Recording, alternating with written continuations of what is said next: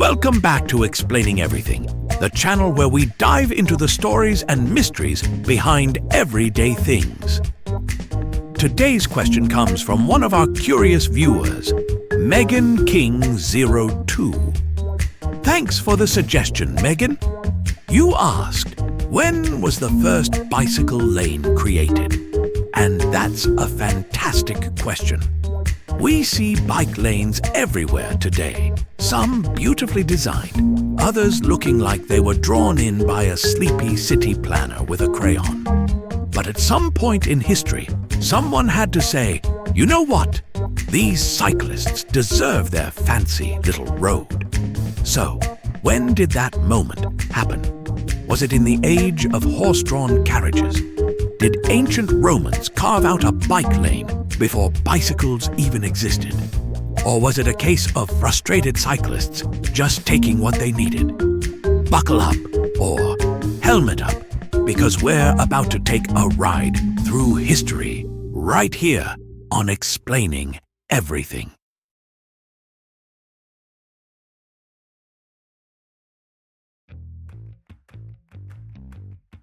Before we get into the first bike lane, let's set the stage. Imagine it's the late 1800s. People are still getting used to this wild new contraption called the bicycle. And these early bikes? Oh, they were something else. Giant front wheels, tiny back wheels. If you've ever seen those goofy penny-farthing bicycles, you know what we're talking about. Now, picture the roads at that time. They weren't exactly cyclist-friendly. They were mostly dirt, filled with horse poop, and dominated by carriages that did not care about a dude wobbling around on his bike. Riding in traffic was an extreme sport, and pedestrians weren't thrilled about sharing the sidewalks either. So, what did early cyclists do? They started organizing. Clubs of cyclists began pushing for better road conditions and dedicated paths. And this is where our story starts.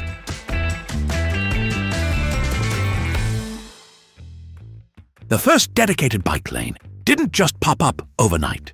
It took some serious pedal power. But historians generally agree that the very first bike lane was created in Brooklyn, New York, in 1894. Yes, 1894. This wasn't just some painted line on the street. It was a full-fledged, purpose-built bicycle path along Ocean Parkway, a beautiful tree-lined road designed for recreational use. The city listened to cyclists and said, you know what? You guys deserve this. And thus, the world's first dedicated bike lane was born. And let's be real, this was a pretty big deal. Imagine being one of those early cyclists, finally getting a smooth, safe place to ride, instead of dodging horses, carriages, and grumpy pedestrians yelling, "Get off my sidewalk!"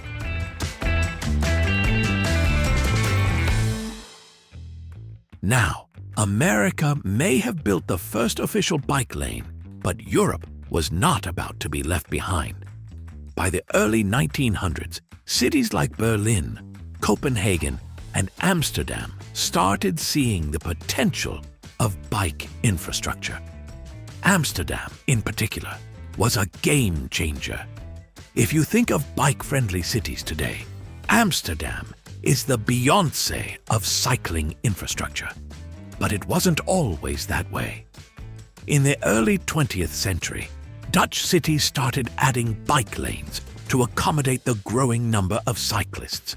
But after World War II, cars took over, and cycling nearly disappeared. Then, in the 1970s, something incredible happened.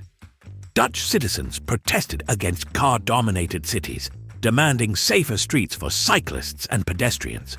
And guess what? The government listened. They started designing cities around bicycles rather than just squeezing them into car-dominated roads. Today, the Netherlands has some of the most extensive and safest bike lanes in the world. Meanwhile, Germany was also making moves. Berlin had designated cycling paths as early as 1900, and by the 1920s, other cities started copying the idea. Europe was quickly becoming the bike lane capital of the world, and it still is.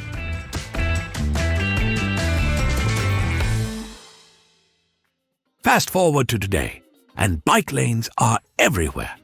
However, not all bike lanes are created equal. Some cities go all in with protected lanes, bike-specific traffic signals, and even dedicated bike highways.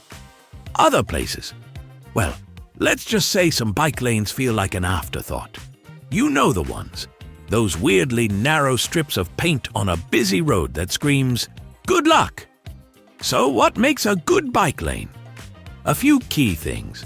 Physical separation from cars, because no cyclist wants to play bumper cars. Clear markings, so drivers don't park in them. Seriously, Karen, move your SUV. Smooth surfaces, because potholes and bicycles are not a fun combo. And here's a cool fact. Some cities are going even further with bike highways. Long, uninterrupted cycling routes designed for commuters. Places like Copenhagen, London, and even Los Angeles, yes, LA, are investing in these super highways for cyclists.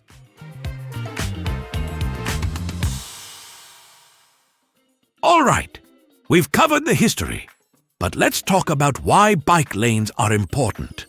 They make cities safer. The more bike lanes, the fewer accidents. Simple as that. They encourage more people to ride. Nobody wants to cycle in traffic with 18-wheelers. They help the environment. Fewer cars equals less pollution equals a happier planet. They reduce traffic congestion. More bikes equals fewer cars equals less time spent angrily honking at red lights. And let's be honest, cycling is just fun. There's nothing like cruising down a dedicated bike lane, feeling like the main character in a coming-of-age movie. So, what have we learned today?